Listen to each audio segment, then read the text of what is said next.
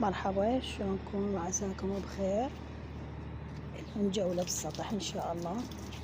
هاي كاثرتها، والله هذه قلت لكم اخذ من عندها، اخذت هنا كاثرتها.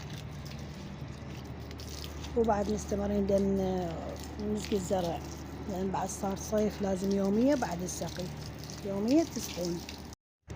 هاي عندنا هنا نبات السجاد قام يزهر. من يزهر معناه خلاص هاي انتهت. شو تسوون؟ قصوا التزهير حتى تظل تفرع النبات. شيلوا هذا التزهير. هاي لازم اشيلها منها لان حارة الدنيا، لازم اخليها بسندانة وبالفي. نوع من العصاريات تتحمل الشمس، هذا هو اصلا صيفي، كل ما الشمس عالية يحب الشمس، يورد بعد اكثر هو والناز. وهذه جاردينيا والورد مالتها اللي يخبون لعيونكم، هاي شلعتها. والناز الحمد لله يعني كبار. يتكاثر هو بالصيف كلش يحب. هاي عندنا هاي جهنمية بالشمس تقوم تورد. هاي لونها اول مرة وردي بعدين يصير حني العفو. هاي الاخطبوط همين يعني الحر مالته يأذيه، فلازم هم احول مكانه. يعني اني البارحة صعدت رشيته، كان هو اخضر، اليوم صبح كله يابس. فبعد من اوغادي لازم سقي يوميا. واذا عندكم يعني بيها شويه مي رشوها بعد ما تتحمل الشمس، صارت حاره كلش. بعد يموت الزرع اذا ينترك. السقي يصير عصريه احسن، بس انا لان عندي اليوم طلعه راح الطبيب، فسقيته سلان يابس ما يتحمل، اخاف يموت. فسقيته سقي خفيف بين ما ارجع او باكر بعد اسقي يعني هوايه.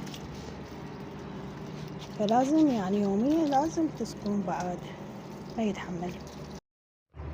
هاي عندنا الشجر الكوسة الكروية، لازم ألقحها. بخلال تجربتي أنا شفت يعني أكثر شيء متعب بالزرع الشجر الكوسة، لازم تلقيح. كل ما تطلع شجرة لازم يعني وردة لازم تلقحوها. الباقي لا عادي يعني تسقي، تشوف شكو ماكو. بس هاي كلش صعبة، الكوسة أو الشجر. يعني كل ما تطلع واحدة لازم أنا أشلع لها وألقح لها. فما أعرف يعني المزارع شلون تسويها، والله ما أعرف.